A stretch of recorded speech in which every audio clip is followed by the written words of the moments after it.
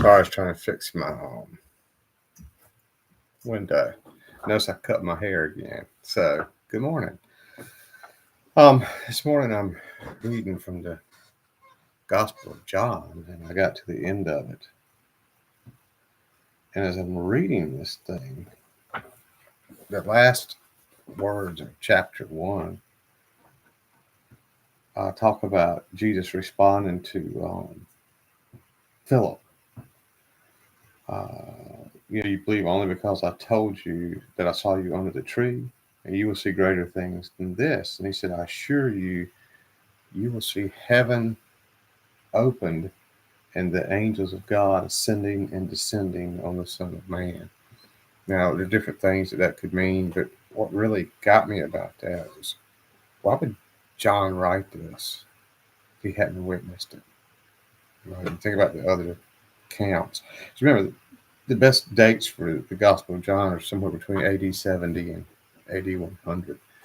And, near the time of John's death. And he was one of the, I think, the only or one of two only disciples that actually lived out a full life, who wasn't martyred, even though they tried to martyr him. They tried to boil him in oil, and when that didn't work, they threw him off the same temple where it's reported that Satan tempted Jesus.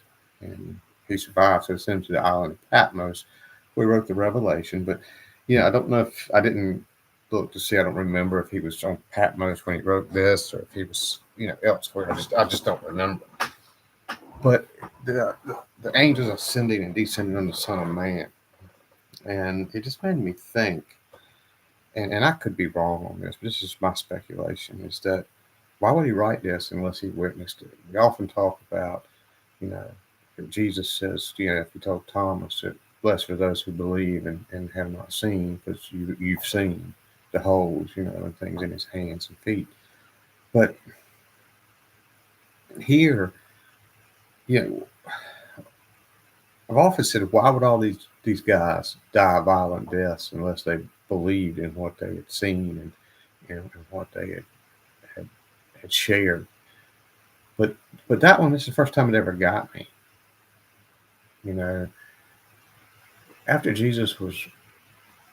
rose from the grave and walked on the earth for 40 days, he then ascended to the heavens. And, why would the certain disciples who witnessed this write about it? Why would it be written about it if it wasn't either told immediately to them or seen?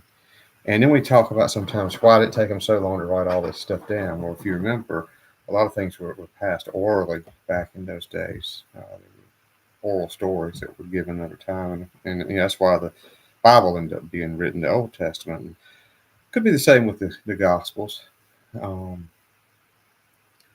Obviously, Paul penned a lot of his stuff live. But, when you think about it, with the times, and they're running through, and people are, they're trying to preach the word, and people are trying to kill them and all this stuff. Maybe they just didn't have time to sit down and write it until later. Think about it. I strive to read my Bible every day, but I don't always make it. How about you? Do you actually, or are you actually able to read your Bible yesterday or every day, or do you make that a practice? How about in your work? Do you do all the things that you really want to do, or is it a while before something gets written down or actually done? How are they living in a time when people are trying to, have to be careful of where they are? How are they any different than we are? Just some thoughts I had this morning. Have a blessed day.